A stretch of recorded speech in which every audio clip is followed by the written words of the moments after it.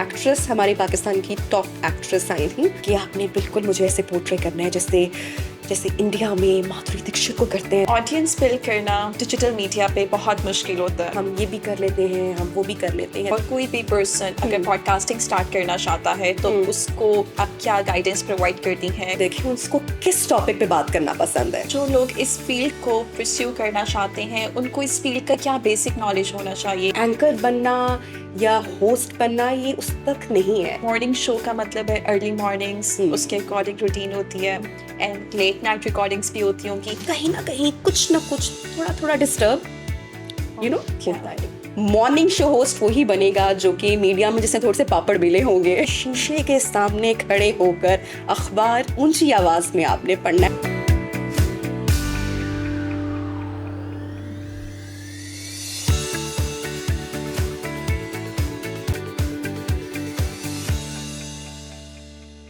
Assalamu alaikum. Welcome to Expert Advice at Wycast Digital. I'm your host Fatima Naseer. आज हमारे साथ एक बहुत ही ख़ास गेस्ट मौजूद हैं जो कि एक वेल नॉन पर्सनालिटी है, मिस नबीहा एजाज खान। ये एक साथ मल्टीपल रोल्स परफॉर्म कर रही हैं। ये एक मॉर्निंग शो एंकर हैं, प्रोफेशनल एंड पैशनेट पॉडकास्टर, इसके साथ साथ डिवोटेड फुल टाइम मदर भी हैं। मीडिया की दुनिया में पहचान बनाना बहुत मुश्किल है, लेकिन इनकी जर्नी इंस्पिरेशन है उन सब स्टूडेंट्स के लिए जो कि इस फील्ड में परस्यू करना चाहते हैं। अस्सलाम वालेकुम। वालेकुम अस्सलाम। Thank you so much Fatima. Thank you very much for joining us today. And would you like to introduce yourself? क्या इंस्पिरेशन थी? आपने ये फील्ड कैसे ज्वाइन की? फील्ड ज्वाइन करने की एज सच प्लान नहीं था, कोई भी इंस्पिरेशन नहीं थी। Okay. सोचा भी नहीं था कि जर्नलिज्म करना है या एंकर बनना है। आई थिंक ये कहीं ऊपर से ही सब कुछ प्री प्लान था, और जो अल्लाह की प्लानिंग होती है आई स्टिल बिलीव कि वही सबसे अच्छी होती है, वही सबसे बेहतरीन होती है। बस बचपन में बोलने का शौक था, Okay. बातें करने का शौक था, लेकिन खुद से। Oh. और बहुत शाय बच्चा होती थी मैं, और अकेले में मुझे भी तक याद है कि खुद से जब अकेले होती थी तो मेरी फेवरेट गेम होती थी माइक पकड़कर इंटरव्यू करना। तो मैं गेस्ट भी खुद बन जाती थी, होस्ट भी खुद बन जाती थी, तो वो सवाल जवाब इंटरव्यू करना तब बहुत अच्छा लगता था। बट वो शाइनेस थी, कहीं ना कहीं थोड़े से इंट्रोवर्ट भी थे बच्चे, और फिर आज से काफ़ी पहले का टाइम है तो इतना मौका नहीं मिलता था खुद को एक्सप्रेस करने का। फिर जब मास कम्युनिकेशन डिपार्टमेंट में आए, एडमिशन हुआ और वो देखा सब कुछ, तो माइक वो बचपन की जो एक गेम थी वो जब रियल लाइफ में उसको एक्सप्लोर करने का और माइक पकड़ने का मौका मिला, तो वो लगा कि नहीं ये करना चाहिए। Yeah, you can do it. तो फिर वही इंस्पिरेशन बना कि इसको कंटिन्यू करना है, आगे बढ़ना है, सीखना है। We are moving towards the segment 1. This segment name is Media Studies and the Academic Foundation. आपने मीडिया की फील्ड क्यों चूज की, और जब आपने डिसाइड कर लिया था कि आपने मास कम्युनिकेशन करना है तो फैमिली का क्या रिएक्शन था? फैमिली मेरी चाहती थी, मेरे फादर का ड्रीम था कि उनकी दोनों बेटियों में से कोई एक CS करे। Okay. क्योंकि वो खुद करना चाहते थे, उनका ड्रीम था। Okay. और उन्होंने अटैम्प्ट भी किया। फिर कुछ फैमिली क्राइसिस मेरे फादर के ऐसे आए कि वो अपने 2 एग्ज़ाम्स अटैम्प्ट नहीं कर पाए, और उसके बाद उन्होंने अपनी ऑब्वियसली डिग्री चेंज की और उनकी एक अलग जर्नी थी। फिर उनका ये ड्रीम था मेरी बड़ी बहन के लिए। वो बहुत टॉपर थी माशाल्लाह, बहुत लाइक थी और गोल्ड मेडलिस्ट रही, तो वो भी नहीं ये कंटिन्यू कर पाई। उनकी शादी हो गई, शी वेंट टू ऑस्ट्रेलिया, और मैंने तो अपने फादर को साफ साफ कह दिया था कि मैं ऐसी कोई डिग्री नहीं करना चाहती हूँ जिसमें बहुत पढ़ना पड़े। ये उनका ड्रीम था कि उनकी दोनों बेटियों में से कोई, तो मेरे अब्बा का ड्रीम तो वहाँ का वहाँ रह गया। बट देन ही वांटेड कि मैं साइकोलॉजी को कंटिन्यू करूँ, क्योंकि मेरी बड़ी बहन वो साइकोलॉजिस्ट बन रही थी, और वो ये चाहते थे कि मैं भी इसी डिग्री को कंटिन्यू करूँ। और जब मैं यूनिवर्सिटी गई तो मेरी मदर मेरे साथ थी, तो बेसिकली मैं साइकोलॉजी ही पढ़ने आई थी। Okay. और साइकोलॉजी डिपार्टमेंट के साथ जो लोग पंजाब यूनिवर्सिटी में हैं उनको पता है कि साइकोलॉजी का डिपार्टमेंट है, देन मेरे ख्याल से इंग्लिश का उनका डिपार्टमेंट है, and then there is mass communication. I don't know क्या हुआ, as I told you earlier, कि कुछ चीज़ें ऊपर से ही प्लान होती हैं, अल्लाह ने हमारे लिए रखी होती हैं, सोची होती हैं, और वो वैसे ही होनी होती हैं। तो लास्ट मोमेंट मैंने अपनी मदर से कहा कि मुझे साइकोलॉजी नहीं पढ़नी, क्योंकि मैं हमेशा अपनी बहन को देखती थी सारी सारी रात सारा सारा दिन वो पढ़ती रहती थी। और मैं इतना फेडअप होती थी उसको देख के कि लाइफ में कोई इन्जॉयमेंट नहीं है, you are studying all the time. So उसी टाइम आई डिसाइडेड, मैंने अपनी मदर से कहा कि mama this is the last chance, मुझे ये नहीं करना। और मेरी मामा के दिल में आया उस वक्त, मैंने कहा फिर what do you want to do, अब क्या करना है, आज लास्ट डेट है सबमिशन की। मैंने कहा मुझे जर्नलिज्म में आप करवा दें। मैंने कहा जर्नलिज्म, मैंने जर्नलिज्म पहले पढ़ा भी नहीं हुआ था, मुझे जर्नलिज्म का अलिफ बे भी नहीं पता था। बट आई डोंट नो, बस वहाँ पे एडमिशन मेरा हो गया। 2 साल में वहाँ पे रही और जो मेरी फर्स्ट जॉब थी, आई स्टार्टेड फ्रॉम दुनिया न्यूज़ और वहीं से मेरी जर्नी स्टार्ट हुई। सो आई वाज स्टडिंग, मैं पढ़ रही थी साथ साथ, और मेरी फर्स्ट जॉब भी वहीं से स्टार्ट हुई। जो लोग इस फील्ड को परस्यू करना चाहते हैं उनको इस फील्ड का क्या बेसिक नॉलेज होना चाहिए, क्या स्पेशलाइजेशंस हैं, मेजर माइनर सब्जेक्ट्स कौन कौन से हैं? जिन लोगों से मैं मिली हूँ भी, एक क्या? तो जब हम मास कम्युनिकेशन जर्नलिज्म की बात करते हैं तो बहुत सारे लोग या ज़्यादातर बच्चे स्टूडेंट्स जो हैं वो एंकर बनना चाहते हैं। ओके। तो ये बात मैं उनको भी कहती हूँ। और अब शायद अब के बच्चे शायद ये बात समझते हैं कि ये जो फील्ड है मास कम्युनिकेशन की, जर्नलिज्म की, न्यूज़ मीडिया की, ये बहुत वसी है। ये सिर्फ एंकर बनना या होस्ट बनना ये उस तक नहीं है। इसमें पब्लिक रिलेशंस हैं, एडवर्टिजमेंट है, सोशल मीडिया आप देखें, क्रिएटिव वर्क है, बहुत सारी चीज़ें हैं। सो जो बच्चे सिर्फ ये ड्रीम लेकर आते हैं कि सिर्फ एंकर बनना है, उसके अलावा भी इसमें मैं समझती हूँ कि बहुत ज़्यादा स्कोप है जो वो कर सकते हैं। प्रैक्टिकल एक्सपोजर एंड क्लासरूम का बैलेंस कैसे होना चाहिए इस फील्ड में?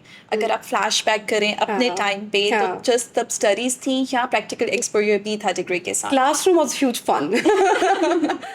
क्लासरूम तो फन था, यूनिवर्सिटी के डेज बहुत अच्छे थे, बहुत हम लोग, मुझे याद है कि हम बहुत मज़ा किया करते थे। कभी ना कभी, क्योंकि मास कम्युनिकेशन के स्टूडेंट, कभी ना कभी कोई असाइनमेंट आई हुई है, कोई ना कोई इंटर्नशिप चल रही है, कोई ना कोई डॉक्यूमेंट्री आपको करनी है, कुछ ना कुछ आपको करना है, कोई ना कोई इवेंट्स आए हुए हैं। सो इतना हैपनिंग यूनिवर्सिटी का क्लासरूम का इन्वायरमेंट हमारा। लेकिन जो प्रैक्टिकल जर्नलिज्म है या जो फील्ड है, वो बहुत फ़र्क है ऑब्वियसली। जो आप यूनिवर्सिटी में और अपने क्लासरूम में आप जो देखते हैं, वो जो एक्चुअल या जो रियल दुनिया है जर्नलिज्म की, वो उससे बहुत हट के, वो बहुत ज़्यादा आपको उसमें बहुत एक्सपोजर, बहुत सारा, बहुत टाइम, बहुत मेहनत, बहुत सारी छोटी छोटी चीज़ें जो कि आप फील्ड में जाके एक्चुअली सीखते हो और विद टाइम सीखते हो, ग्रेजुअली सीखते हो। तो it's a huge difference. Absolutely. And जो लोग मीडिया प्रोग्राम में हैं करंटली, और अगर आप सोचें कि अगर मैं उस टाइम स्टूडेंट होती, आई विश ये रिकमेंडेशन या ये बात मुझे किसी ने समझाई होती। तब तो सोशल मीडिया इतना नहीं था और यूट्यूब, इंस्टाग्राम तब नया नया आया था। लेकिन अभी जो लोग पढ़ रहे हैं, स्टूडेंट्स हैं, उनको मैं ये कहूँगी कि आप लोग ये वेट मत करें कि आपकी डिग्री कंप्लीट हो जाए। आपकी डिग्री कंप्लीट हो जाएगी और with in next few hours आपको एक जॉब मिल जाएगी, जॉब लेटर मिल जाएगा। नहीं, ऐसा नहीं होता है। आप जिस लम्हे, जिस अभी अगर आप मुझे सुन रहे हैं, देख रहे हैं, तो आप अभी कुछ करने का सोचें। क्योंकि जिस वक्त हमने जॉब स्टार्ट की थी, या उस वक्त बहुत कम मीडिया हाउसेस थे, गिने चुने चैनल्स होते थे। वो तमाम स्टूडेंट्स, उनको अभी से कुछ ना कुछ छोटा मोटा करना चाहिए। आप रील्स बनाएं, कंटेंट क्रिएट करें, उसको एडिट करें, लिखें, क्रिएटिव राइटिंग करें, अपना सारा काम खुद करें, जो ये हमने नहीं किया एक्चुअली। हमने हमेशा शुरू से ही स्क्रीन का काम किया। एक एंकर हमेशा एंकर ही बना रहा। तो जब हम मल्टीटास्किंग होते हैं और अपने आसपास के कैमरा हैंडलिंग ये भी सीख लें, क्रिएटिव टास्क भी करें, रिपोर्टिंग भी करें, तो जो लोग इस फील्ड में आना चाहते हैं उनका ये सब एक्सपोजर भी, आई बिलीव नाउ, ये बात आपको पहले तब समझ में नहीं आती है, बट ये ज़रूरी है। We are moving towards the next segment. This segment name is Becoming a Program Host and Morning Show Anchor. Morning show का एंकर बनना आपका प्लान था या एक अपॉर्चुनिटी थी जो आपने अवेल की? और बहुत से स्टूडेंट्स हैं जिनकी विश है कि मॉर्निंग शो एंकर बने या प्रोग्राम होस्टिंग करें, तो क्या प्लेटफॉर्म है जो वो अवेल कर सकते हैं? जो पहले वाले मॉर्निंग शो होस्ट हैं, जब तक वो रिटायर्ड नहीं होंगे, नए वालों को मौका नहीं मिलेगा।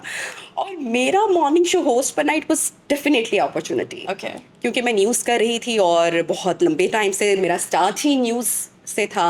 और न्यूज़ में बहुत इन्जॉय भी किया है, बहुत काम भी किया है, और मॉर्निंग शो की अपॉर्चुनिटी बेसिकली मेरे सामने आई थी, सो आई अवेल दैट। और उससे पहले मेरा कोई एज सच प्लान नहीं था। चैनल को ऐसा लगा कि मैं अच्छा मॉर्निंग शो कर सकती हूँ या अच्छा फेस है, ये उनका कॉन्फिडेंस था, लेकिन मैंने एज सच कभी इस तरह से प्लान नहीं किया था। बट जब ये हुआ तो मैंने मॉर्निंग शो को भी बहुत इन्जॉय किया। यस। ऑलराइट, एंड स्टूडेंट्स को आप क्या गाइड करेंगी? मॉर्निंग शो होस्ट वही बनेगा जो कि मीडिया में जिसने थोड़े से पापड़ बेले होंगे, जिसने न्यूज़ एंकरिंग की होगी, जिसने शोज किए होंगे, जिसने रिपोर्टिंग की होगी। हाँ, डिजिटल पे आप कोई सा भी होस्ट बन सकते हैं, क्योंकि आपके पास फ़ोन है, आप अपना प्लेटफॉर्म खुद से Yeah. क्रिएट कर सकते हैं, आप में टैलेंट है, और जो रियल ट्रू टैलेंट है, जब आप मैं समझती हूँ कि अब तो इतना आसान है कि वो पूरी दुनिया देख सकती है। Yeah. और अगर वो आप करते हैं, सही तरीके से करते हैं, तो फिर आप मॉर्निंग शो होस्ट बने या किसी भी शो का एंकर बने, I think that matters. And इस फील्ड का एंट्री प्रोसेस क्या है? It's a luck. Okay. It's a luck, क्योंकि बहुत सारे ऐसे बच्चे, ऐसे लोग भी मैंने देखे हैं, स्टूडेंट्स जो बहुत डिसहार्ट होकर भी गए हैं। समटाइम अपॉर्चुनिटी नहीं मिल पाती है, या जब हमने स्टार्ट किया था तब स्टूडेंट्स बहुत थे, चैनल्स कम थे। Yeah. अभी आई थिंक कि जो मीडिया की फील्ड है, अब ये बहुत, इसमें अपॉर्चुनिटीज़ अब बहुत ज़्यादा हैं। तो अब जो स्टूडेंट्स आ रहे हैं, अब आप देखेंगे कितने नए चेहरे आ चुके हैं। Yeah. जब हमने स्टार्ट किया था तो हमारे गिने चुने सीनियर्स थे, कम लोग थे। अगेन लक भी है, आपको अच्छी अपॉर्चुनिटी मिले, और सम टाइम मिलने के बाद आप उस जगह पे शायद ना जा सको जिसका आप ड्रीम करते हो। सो आई बिलीव कि सोशल मीडिया इतना पावरफुल टूल है इस वक्त, इतना पावरफुल प्लेटफॉर्म है कि उसकी ताकत को अगर हम समझे तो you can start from there. Absolutely, उसी को यूटिलाइज करना चाहिए। एंड एक अच्छा होस्ट बनने के लिए आपको कॉन्फिडेंस के साथ और कौन से ट्रेट्स रिक्वायर होते हैं? आई थिंक पढ़ना पड़ता है। पढ़ना पड़ता है, ये हमारे उस्ताद हमें कहा करते थे, बेटा अखबार पढ़ कर आओ। सो जब मैंने क्योंकि हम पंजाब में है ना, पंजाब में रहते हैं, और इलाकाई हमारी जो ज़बान है, लैंग्वेज है, दैट इज़ पंजाबी। तो जब हम बोलते हैं तो वो इलाकाई टच हमारी ज़बान में दिखता है, नज़र आता है। Yeah. जब हम न्यूज़ मीडिया का हिस्सा बनते हैं या मेन स्ट्रीम मीडिया का हिस्सा बनते हैं, तो हमारी ज़बान, जो लैंग्वेज है, वो साफ़ होनी चाहिए। True. तो मेन स्ट्रीम मीडिया की हमेशा ये रिक्वायरमेंट रही है, अभी भी है, कि जो इलाकाई रीजनल टच है वो आपकी बोली में, ज़बान में नज़र नहीं आना चाहिए। लेकिन वो ना चाहते हुए भी, Yeah. हम अगर जाएंगे KPK जाएंगे तो वहाँ पे पख्तून, Different वो accent है। असर Yeah. उनकी ज़बान में, वो लैंग्वेज में वो नज़र आएगा। हम पंजाबी हैं, ना चाहते हुए भी पंजाबी कहीं ना कहीं हमारे लहजे में होता है। होती है। आप कराची जाएंगे, वहाँ का आपको, तो हम Yeah. पहचाने जाते हैं। तो उसको हमने बेहतर कैसे करना है? बेहतर हम तब कर सकेंगे जब हम किसी ऐसे इंसान को सुनेंगे जिसकी बहुत साफ, अच्छे तरीके से, ज़िया मोहिउद्दीन साहब को हमें सुनने को कहा जाता था जब मैं दुनिया न्यूज़ में थी, और जो मेरे सीनियर्स थे, हमारे उस्ताद थे, वो कहते थे कि आप इनको सुनो। तो मुझे याद है यूट्यूब पे बैठकर, और अभी भी मैं उनको सुनती हूँ। और फिर अखबार पढ़ना, मैं घंटों अखबार पढ़ती थी। और हमारे जो उस्ताद थे, ज़िया साहब थे, वो हमें कहते थे कि ऊंची आवाज़ में अखबार, कहते हैं क्या हमें, अब आप तब स्टूडेंट होते हैं, पढ़ भी रहे होते हैं, सुबह यूनिवर्सिटी कर रहे हैं, रात को नाइट शिफ्ट में न्यूज़ एंकरिंग कर रहे हैं, और बीच में वो हमें बता रहे हैं कि शीशे के सामने खड़े होकर अखबार ऊंची आवाज़ में आपने पढ़ना है, ताकि आपको अपना जो बोलना है वो आपके कान में दोबारा आवाज़ जाए, और आपको पता चले कि आपने क्या गलत प्रोनाउंस किया है और क्या। और जब मैं शुरू में न्यूज़ एंकर बनी तो मैं इतना ख़राब बोलती थी, इतने मेरे ख़राब अल्फाज थे, और वो आहिस्ता आहिस्ता वक्त के साथ उनको आइडेंटिफाई किया, कुछ सीखा, और अब मैं वो सारी गलतियाँ अपने बच्चों में निकालती हूँ। तो मैं उनको ही कहती हूँ कि आप बेटा उर्दू में बात करो, Yes. उर्दू बोलो, क्योंकि अंग्रेज़ी हमारे बच्चे सीख ही लेंगे। जिस तरह के हमारे यहाँ अभी स्कूल सिस्टम, एक निज़ाम है पूरा, Yes. हमारे बच्चों को अंग्रेज़ी आएगी ही आएगी। जो हमें उनको सिखाने की ज़रूरत है वो है Urdu. And morning show anchor की ड्यूटी सिर्फ ऑन कैम नहीं होती, बिहाइंड द कैम Yes, भी हाँ। एक कंप्लीट स्केड्यूल जो आप फॉलो करते हैं। तो एक डेली रूटीन कैसी होती है? I think for me most challenging is जो ऑन स्क्रीन है, क्योंकि जो मेरा काम है दैट इज़ वो ऑन स्क्रीन। ओके।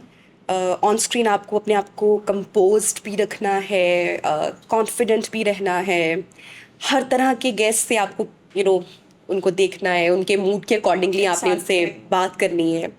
सो मेरे लिए जो ज़्यादा चैलेंजिंग रहा है वो और है वो ऑन स्क्रीन ही है।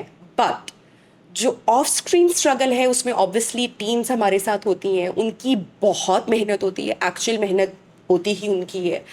वो भी बहुत मुश्किल है क्योंकि एक सारा शो जो कि आपको 2 घंटे का एक मॉर्निंग शो या कोई भी Yeah. टॉक शो नज़र आता है, उसमें एक एंकर तो आपको 2 घंटे बैठा हुआ नज़र आ रहा होता है, लेकिन उसके पीछे एक टीम होती है जिसकी दिन रात की मेहनत होती है, Exactly. जो गेस्ट लाइन अप करते हैं, जो कंटेंट क्रिएट करते हैं, जो आइडियाज टॉपिक लेकर आते हैं, जिनकी हर खबर पर नज़र होती है।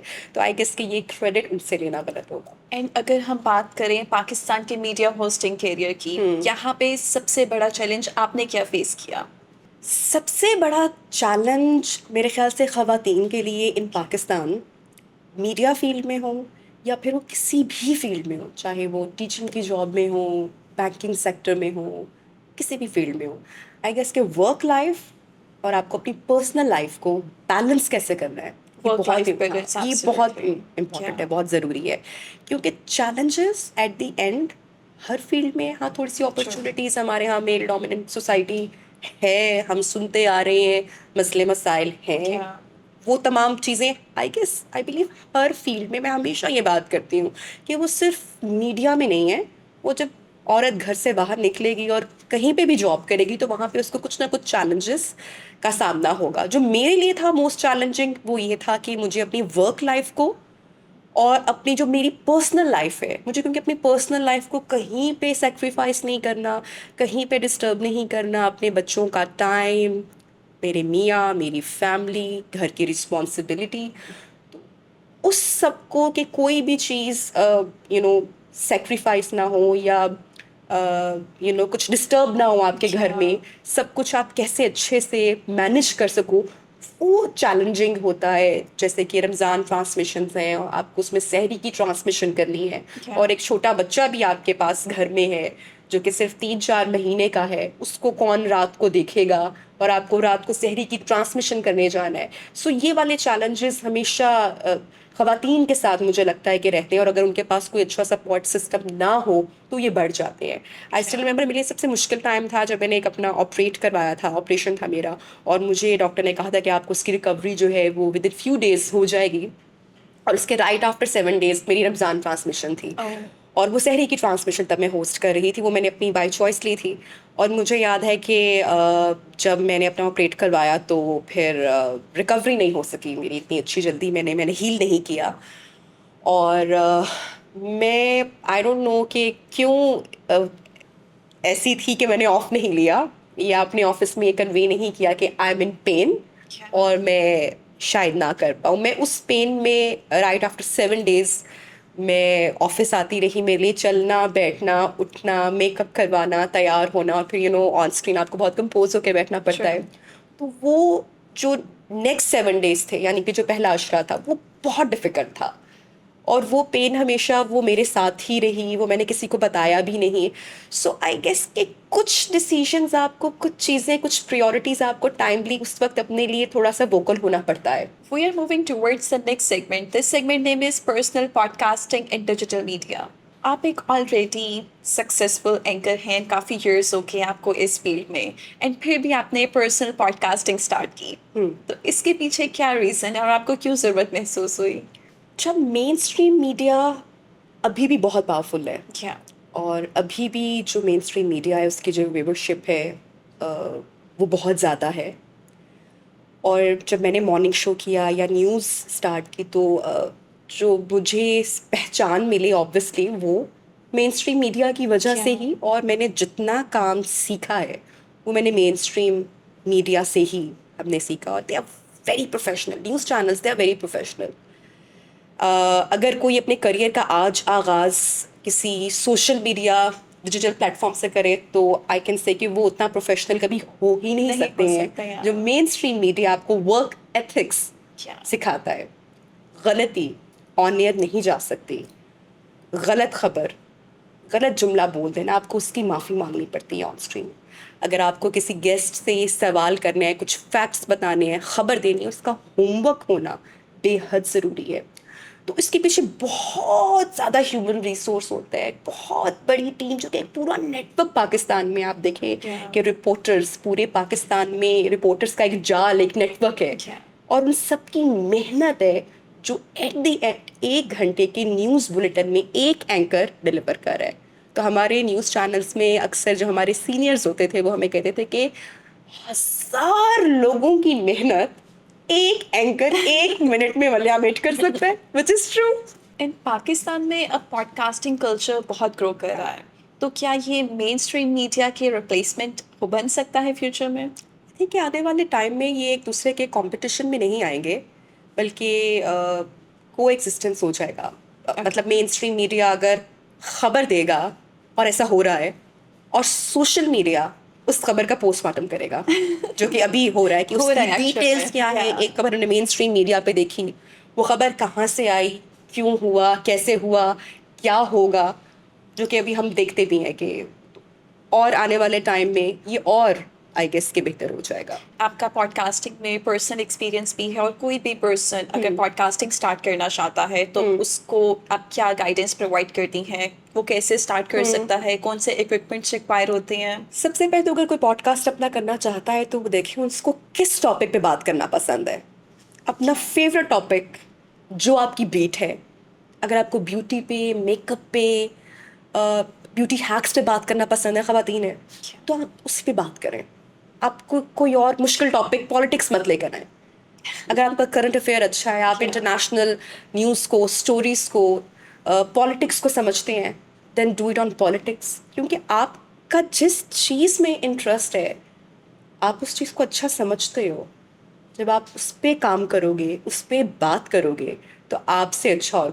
मैं जितने भी टॉपिक्स करती हूँ, और तकरीबन ड्राई टॉपिक्स भी किए, हर तरह का, बट जब मैं हेल्थ पे बात करती हूँ या मदरहुड पे बात करती हूँ, समटाइम कहते कुछ अंदर से I feel connected with the Yeah. Guest, और वो मेरा भी उसमें बहुत इनपुट होता है, और मुझे उस कॉन्वर्सेशन का, वो बात करने का मज़ा आता है।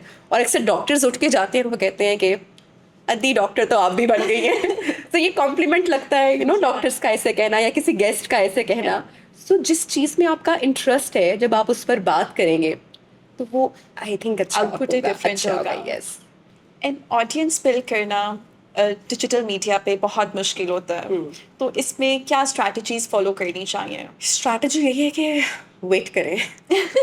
वेट करें, थोड़ा सब्र करें, क्योंकि अब थोड़ा सा जो क्राइटेरिया है सोशल मीडिया प्लेटफॉर्म्स का, यूट्यूब का, फेसबुक का, वो थोड़ा टफ हो गया है, थोड़ा मुश्किल Yeah. हो गया है।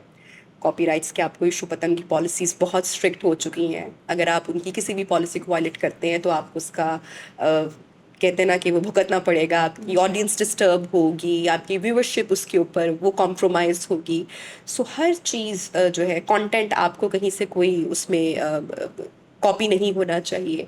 और आपके पेज का जो एल्गोरिदम है, जो लोग देख रहे हैं उसको बार बार, क्योंकि अक्सर हम लोग थोड़े से सब्र कम है हम में, हम पाकिस्तानियों में वैसे थोड़ा सा, तो हम ये भी कर लेते हैं, हम वो भी कर लेते हैं, अच्छा ये नहीं चल रहा, अब आज इस पे बात। तो अगर जो लोग अपना काम कर रहे हैं सोशल मीडिया पे, और जिनके अपने चैनल्स हैं, अपने चैनल के एल्गोरिदम को बार बार डिस्टर्ब नहीं करें, छेड़े नहीं। देखें लोग आपके पेज से, आपके प्रोग्राम से क्या बात सुनना पसंद कर रहे हैं, क्या देखना पसंद कर रहे हैं, उस पर अच्छा काम करें, रिसर्च वर्क अपना ज़्यादा करें, फैक्ट्स पर बात करें, ख़बरों को तोड़ मड़ोड़ कर जाली खबरें उससे गुरेज करें, जो कि आजकल बहुत ज़्यादा है। अगर आप ये सब करेंगे जैसे मैंने आपको मना किया है, तो फिर आप दिनों में कामयाब हो जाएंगे, लेकिन वो बहुत शॉर्टकट है। तो ये मत करें सब जो कि लोग कर रहे हैं। अच्छा काम करें, थोड़ा काम करें और वेट करें, क्योंकि इवेंचुअली लोग अच्छा काम करने वाले को अप्रिशिएट करेंगे। We are moving towards the next segment. This segment name is Mainstream Media versus Digital World and Work-Life Balance. आपने दोनों प्लेटफॉर्म्स पे वर्क किया है, main stream media and digital world. दोनों में ऑडियंस का क्या बिहेवियर होता है, क्या डिफरेंशिएशन है इसमें? अच्छा, मेन स्ट्रीम मीडिया की ऑडियंस पैसिव है थोड़ा सा, आप वहाँ पे उनके साथ इंगेज नहीं हो सकते हो। क्या? जबकि सोशल मीडिया की जो ऑडियंस है, वो आपको कमेंट भी करेगी, बोल्ड है, वो अपनी राय भी बताएगी आपको, Yeah. आपसे डिसएग्री भी करेगी, आपसे एग्री भी करेगी, आपको अच्छा फीडबैक भी देगी, आपसे लड़ेगी भी, आपसे नाराज़ भी होगी, आपको ट्रोल भी करेगी, आपको Yeah. अप्रिशिएट भी करेगी. So this is the main huge difference. And morning show का मतलब है अर्ली मॉर्निंग्स, उसके अकॉर्डिंग रूटीन होती है एंड लेट नाइट रिकॉर्डिंग्स भी होती होंगी. तो आप कैसे कर रही हैं वर्क लाइफ बैलेंस एक डिवोटेड फुल टाइम मदर के लिए? कितना मुश्किल है? ख़वातीन जब काम करती हैं तो उनको अगर घर से सपोर्ट सिस्टम ना मिले, जो मैंने पहले भी कहा, Yeah. तो फिर बहुत मुश्किल हो जाता है कि अगर घर से मुसलसल ये प्रेशर हो कि नहीं, अगर आप घर से ख़वातीन घर से बाहर जा रही हैं और घर में कहीं ना कहीं कुछ ना कुछ थोड़ा थोड़ा डिस्टर्ब Yeah.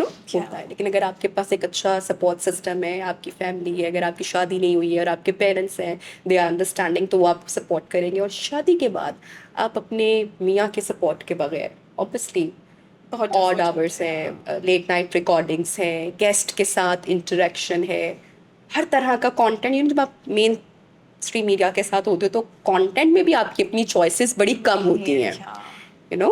आपको समटाइम ये टॉपिक नहीं करना या इस गेस्ट से ये सवाल नहीं करना, पर लॉट ऑफ प्रेशर Yeah. वो आ रहा होता है. हमारे यहाँ रेटिंग कल्चर का एक जो हमेशा से, तो वो सारी चीज़ें हम कर रहे होते हैं, मैनेज कर रहे होते हैं. क्रिटिसिज्म सबसे पहले हमें हमारी फैमिली से ही मिल रहा होता है कि ये आज क्या किया, या ये Absolutely. कैसे बात किया, ये नहीं करना. तो वो एक सपोर्ट सिस्टम जब होता है आपको आपके स्पाउस से, तो वो फिर आपको एक मोटिवेशन भी मिलती है, सपोर्ट भी मिलता है, और हमें एग्जॉस्ट भी नहीं करता. और कभी ऐसा मोमेंट आया हो जब आप इमोशनली बहुत ड्रेन्ड हो गई हो, बहुत टफ हो गया हो, और जैसे भी आपने कंटेंट की बात की कि कुछ कंटेंट होता है जो आप अपनी मर्जी से चूज नहीं करते हैं, या आप नहीं करना चाहते बट फिर भी करना पड़ता है, चॉइस नहीं होती, तो उस चीज़ को आप कैसे हैंडल करती हैं? For the very first time ये मैं एक्सप्रेस कर रही हूँ बात. Yeah. मैंने अपनी शायद ये बात फैमिली में अपने किसी कॉलीग से भी नहीं शेयर की. When I got pregnant for the third time, मेरी जो बेटी है, she is 2 years old now, माशाल्लाह. माशाल्लाह. सो तब मैं बहुत एग्जॉस्ट हो गई थी. या और बहुत डिस्टर्ब भी हो गई थी, क्योंकि फ्रॉम पास्ट 15-16 ईयर्स एक इंसान जो मुसलसल काम कर रहा है, ईद पे रमज़ान में, न्यू ईयर पे, हर पब्लिक हॉलिडे पे, दिन है, रात है, कोई ओकेजन है, कोई Flexible सेलिब्रेशन है, schedule, हमें yeah. हमें ऑफ नहीं होते हैं. और उसी में प्रेगनेंसीज, उसी में चाइल्ड बर्थ प्रोसेस पूरा आप सोच रहे हो कि पोस्टपार्टम भी आपका, और फिर वो रिकवरी फेज, और एक छोटा बच्चा, Really उसके साथ difficult, मॉर्निंग शो प्लस घर, फैमिली रिस्पॉन्सिबिलिटीज, काम, आना जाना, Lahore, traffic, workload, a channel, lot of thing. Yeah. सो जब मैं आर्या के साथ आई गॉट प्रेग्नेंट, सो मैं फिज़िकली और इमोशनली मैं ड्रेन हो गई थी. ऐसा नहीं था कि वो सपोर्ट सिस्टम जिसका मैंने जिक्र किया वो नहीं था, बट हमें लाइफ में ब्रेक चाहिए होता है. True. ब्रेक चाहिए होता है अपने लिए. सो मैंने फिर जिस चैनल के साथ मैं काम कर रही थी उस वक्त, नियो टेलीविज़न के साथ, मैंने वहाँ से फिर रिज़ाइन कर दिया था. और उन्होंने काफ़ी मुझे चाहा, लेकिन मैं उस टाइम पे कुछ ऐसा काम करना चाहती थी जो मुझे फिज़िकली ड्रेन ना करे, क्योंकि ऑलरेडी मेरे पास मेरे बच्चे, सेलिना वो school going at that time, Kabir छोटा था. और ये बहुत टफ होता है फातिमा, मैं आपको बताऊं, ख़वातीन के लिए. आई डोंट नो, मुझे अब नहीं समझ में आता कि मेरे में कैसे हिम्मत आई और मैंने वो टाइम कैसे मैनेज किया, कैसे गुजारा. और बैठ के मॉर्निंग शो कर करके एक टाइम ऐसा आया था कि मुझे कॉक्सिक पेन स्टार्ट हो गई थी. Oh. यानी मैं बैठ भी नहीं सक रही थी, और आपकी बोन जो आपकी होती है, टेल बोन, वो कर्व कर जाती है. मुसलसल आपकी बॉडी क्योंकि स्ट्रेस में होती है और हमें नहीं पता होता, हम अपने आप को रेस्ट नहीं कर रहे होते हैं. So that was the time जब मैंने ये डिसाइड किया, मैंने सोचा और अपनी मियाँ को भी कहा कि I don't want to do it, मैं अब ये नहीं करना चाहती हूँ, और अगर मैं काम करूँगी तो अब मैं अपनी टर्म्स एंड कंडीशन पे करूँगी, और आई टेक अ ब्रेक. सो फिर मैंने अलिफ टीवी के साथ एक प्रोजेक्ट था, मॉर्निंग शो था, वहाँ पे जो वर्किंग आवर्स थे वो थोड़े फ्लेक्सिबल थे, और वहाँ पे मैंने काम किया और वो बड़ा अच्छा मेरा एक्सपीरियंस क्या, कुछ अर्सा मैंने किया.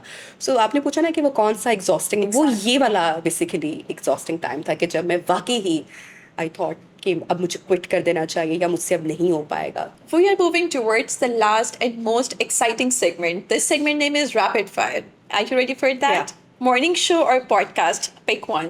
Morning show. Live TV or pre-recorded content? Live TV. Instagram or YouTube? Instagram. Scripted show or spontaneous conversation? Both. One word for media industry. It's growing. Biggest myth about being a TV anchor. Being a media anchor. Anchors भी fumble गलती करते हैं जिसको हम media language में कहते हैं भंड. तो वो होता है. Most annoying question guest ask. Funny में मैं आपको बता सकती हूँ कि एक एक्ट्रेस हमारे पाकिस्तान की टॉप एक्ट्रेस आई थी, तो उन्होंने प्रोग्राम स्टार्ट होने से पहले मुझे रिक्वेस्ट किया था और हमसे बात की थी टीम को और मुझे कि आपने बिल्कुल मुझे ऐसे पोर्ट्रे करना है जैसे जैसे इंडिया में माधुरी दीक्षित को करते हैं ना, बिल्कुल आपने मुझसे वैसे इंट्रोड्यूस करवाना है. One celebrity you would love to interview. Mahira Khan. Hardest part of being a mother in media. बच्चों को घर पे समटाइम छोड़ के आना और उनकी कुछ छोटे छोटे इवेंट्स समटाइम, वैसे तो मैं कोशिश करती हूँ कि मिस नहीं हो, बट अगर हो जाए तो वो गिल्ट रहता है थोड़ा सा. Thank you very much, Ms. Nabiha, for joining us today. And before concluding, would you like to give a final message to our audience and students who want to pursue media? Last message यही है कि आज के दौर में time में मुझे ऐसा लगता है कि हम छोटी छोटी बातें हमारे अपनों की, हमारे दोस्तों की, हमारे प्यारों की हम दिल में रख लेते हैं, हम उसको मूव ऑन नहीं करते हैं, नाराज़ हो जाते हैं, रिश्ते भुला देते हैं, ख़राब कर लेते हैं. थोड़ा सा दिल बड़ा करना चाहिए, लोगों को माफ़ करें, उनकी गलतियों को माफ़ करके आगे बढ़कर उन्हें गले लगाना सीखें. और आई थिंक कि यही असल हैप्पीनेस है, यही ज़िंदगी है. Thank you.